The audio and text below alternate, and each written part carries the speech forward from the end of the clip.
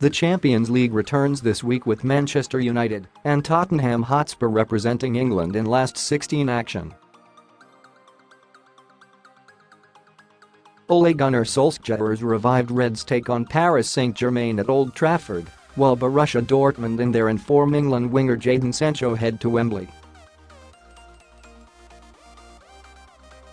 Here, we take a look at some of the main talking points surrounding this week's games. Big test for Ole Gunnar Solskjaer when United were paired with PSG during the final days of Jose Mourinho's reign. This tie was seen as nothing more than a formality for the French champions. How times have changed. United have since won 10 and drawn one of their 11 games under interim manager Ole Gunnar Solskjaer as a new mood of optimism has swept through Old Trafford.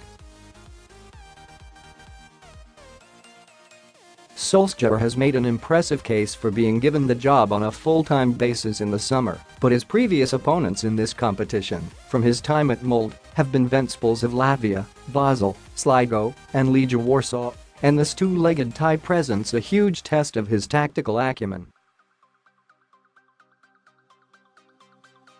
United are boosted by PSG being without the injured Neymar, while Edinson Cavani is also a fitness doubt. But can their defense stand up to France World Cup winner Kylian Mbappe? Understrength Spurs take on Dortmund tackling Borussia Dortmund was never going to be easy for Tottenham, even with Kane and Dele in their ranks. After all, Dortmund boasts the best defensive record in the Champions League this season, conceding just 2 goals and keeping 5 clean sheets from their 6 group games.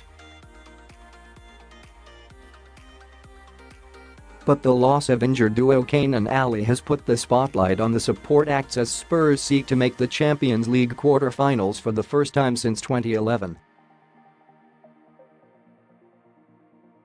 Fernando Llorente, Moura and Erik Lamela, if fit after missing the Premier League win against Leicester with a back spasm, all provide attacking options for boss Mauricio Pochettino. Much will depend on Christian Eriksen and son Heung-min, who spent 7 years in Germany with Hamburg and Bayer Leverkusen, and who scored 5 times in as many matches against Dortmund. All eyes on Sancho. Much of Tottenham's pre-match analysis will have focused on the Dortmund threat who grew up close to home. Londoner Jadon Sancho began his career at Watford before moving on to Manchester City and then Dortmund in August 2017. The England winger has been a sensation since moving to Germany and is the youngest player to score in this season's Champions League at the age of 18 years and 213 days. Sancho is also in sparkling form after scoring 1 goal and setting up the other 2 in Dortmund's 3-3 Bundesliga draw against Hoffenheim on Saturday. Still 6 weeks short of his 19th birthday, Sancho is now the youngest player to score 8 Bundesliga goals and will be desperate to shine in his home city. Madrid finding real form. 4-time winner Gareth Bale returns to the Champions League fresh from reaching a personal landmark at Real Madrid. Bale's fitness is always a source of angst in the Spanish capital, but he continues to deliver on the pitch when available, and his goal in Real's 3-1 weekend derby win at Atletico was his 100th in the colours of Los Blancos. Real's hopes of defending a title they have won 4 times in the last 5 seasons were written off by many following the summer departure of Cristiano Ronaldo, indifferent early season form and the October sacking of manager Julen Lopetegui. But Real head to Ajax on Wednesday after 6 wins and a draw in their last 7 games and knowing exactly what is needed to win this competition.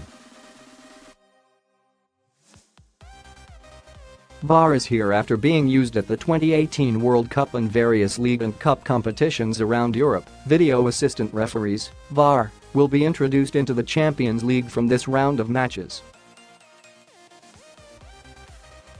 VAR will be used in order to support the referee when making decisions concerning format-changing situations, goals, incidents in the penalty area, red cards and mistaken identity. The VAR will inform the referee when there is evidence of a clear and obvious mistake in one of these situations.